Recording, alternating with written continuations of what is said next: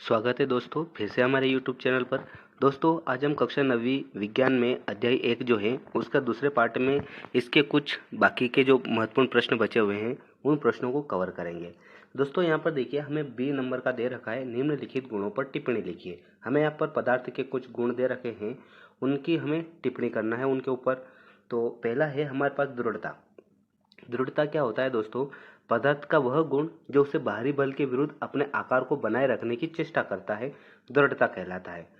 दृढ़ता यानी कि पदार्थ का वह गुण होता है, अगर किसी पदार्थ के ऊपर बाहरी बल पड़ता है ना, बाहरी बल की वजह से अगर उसका आकार बदलने लगता है तो दृढ़ता का मतलब होता है कि उस बल के विरुद्ध वो अपने आकार को बनाए रखने की कोशिश करता रहता है, उसे हम दृढ़ता कहते हैं।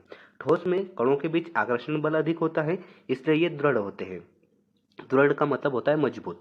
ठोसों के बीच में क्या होता है, जो कण होते हैं उनके बीच में आकर्षण बल अधिक होता है, वो एक दूसरे को अपनी ओर खींचने की ताकत ज़्यादा रखते हैं, जिसकी वजह से सारे पदार्थ जो होते हैं ठोस वो मजबूत होते हैं। द्रव और गैस दृढ़ नहीं होते हैं, द्रव भी मजबूत नहीं होता है और गैस भी मजबूत नहीं होता है। इनके ऊपर अगर कोई बाहरी बल पड़ता है तो ये इनका आकार जो होता है वो बदल जाता है। संपीड़नता दूसरा है हमारा गुण संपीड़नता। तो पदार्थ के कणों के बीच रिक्त स्थान होते हैं, है ना, जो भी पदार्थ होता है उनके कणों के बीच रिक्त स्थान तो होते हैं, लेकिन बाहरी दबाव के कारण ये कण समीप आ जाते हैं। बाहर से अगर कोई बल उसके ऊपर गिरता है तो ये सारे कण क्या होते हैं, पास में आ जाते हैं। पदार्थ के इस गुण को हम संपीड़नता कहते हैं, कंप्रेसिबिलिटी, है ना। द्रव तथा गैस संपीर्ण होते हैं, गैसें सर्वाधिक संपीड़ित की जा सकती हैं। ठोस की संपीड़नता नगण्य होती है, इसलिए इसका आकार एवं आयतन निश्चित होता है। द्रव और गैस क्या होते हैं, ये संपीड़ित होते हैं, और सबसे ज्यादा संपीड़ित चीज जो होती है वो होती है गैस। गैस में सर्वाधिक संपीड़ित की जा सकती है गैस को, लेकिन ठोस की संपीड़नता नगण्य होती है, न के बराबर होती है, इसलिए इसका आकार और आयतन दोनों निश्चित होता है। इस गुण के कारण अत्यधिक आयतन की गैस को एक कम आयतन वाले सिलेंडर में संपीड़ित किया जा सकता है। अत्यधिक आयतन वाली गैस जो होती है, संपीड़ितता के गुण की वजह से ही हम उसको क्या करते हैं, सिलेंडर में भर सकते हैं। तीसरा गुण हम देखते हैं दोस्तों, तो तीसरा गुण हमारे पास आता है तरलता। तरलता जो होती है, पदार्थ के बहने की प्रवृत्ति जो होती है उसको हम तरलता कहते हैं। जो भी पदार्थ है वो अगर बहकर गति करेगा तो उस बहने की गति को हम, उसकी जो प्रवृत्ति है उसको हम तरलता कहते हैं। द्रव तथा गैस बहती है, इसलिए इन्हें तरल पदार्थ कहते हैं।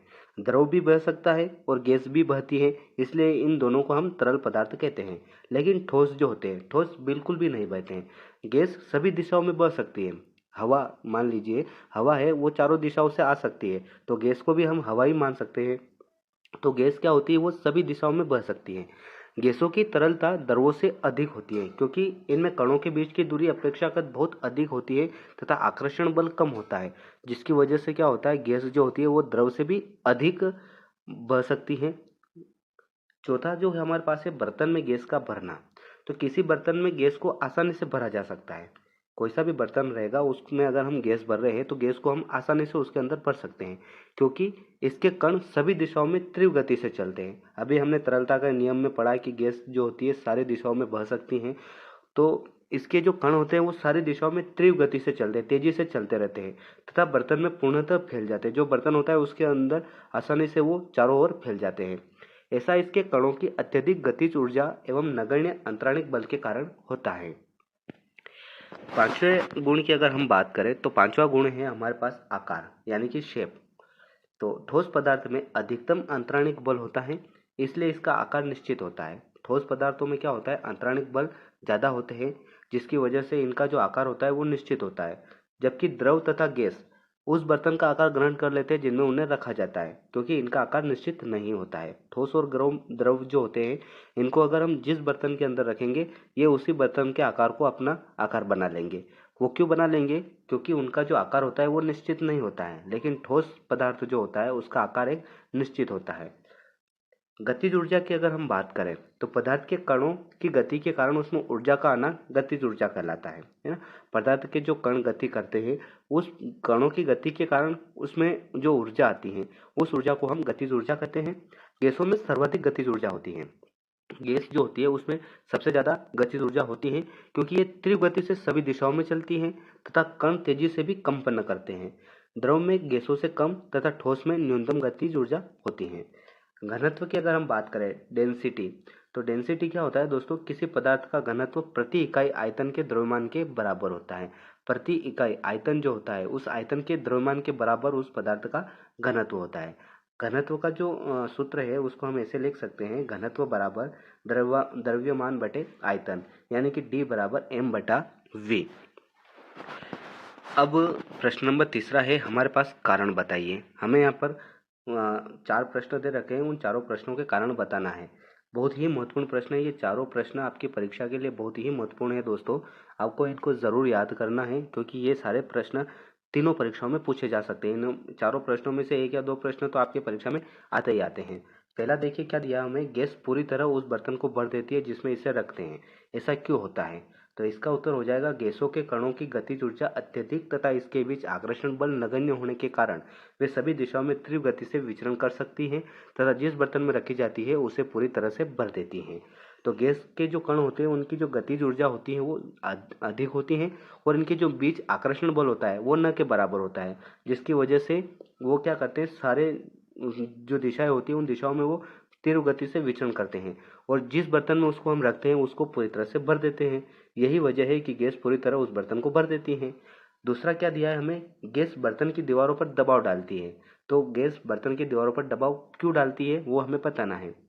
तो इसका उत्तर हो जाएगा, गैसीय अवस्था में कणों की गति अनियमित और तीव्र होती है।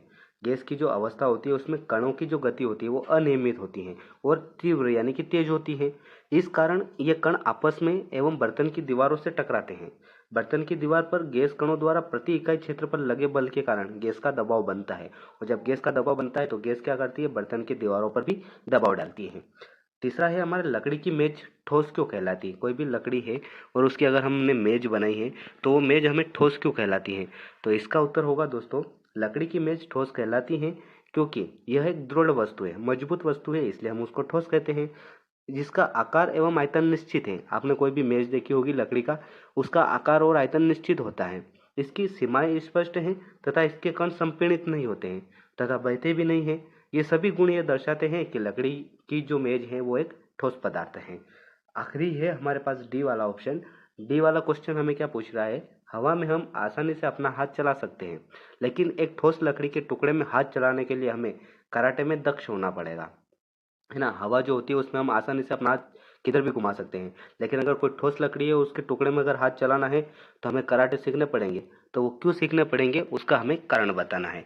तो दोस्तों इसका कारण हो जाएगा हमारे यहाँ पर, हवा में हम आसानी से अपना हाथ चला सकते हैं क्योंकि हवा के कणों के बीच अत्यधिक रिक्त स्थान होता है ना। उसके जो कण होते हैं वो बहुत दूर दूर होते हैं, जिसकी वजह से हम हाथ आसानी से हवा में चला सकते हैं तथा कणों के बीच आकर्षण बल बहुत कम होता है, इसलिए बहुत कम भारी बल से उसे हम हटा सकते हैं।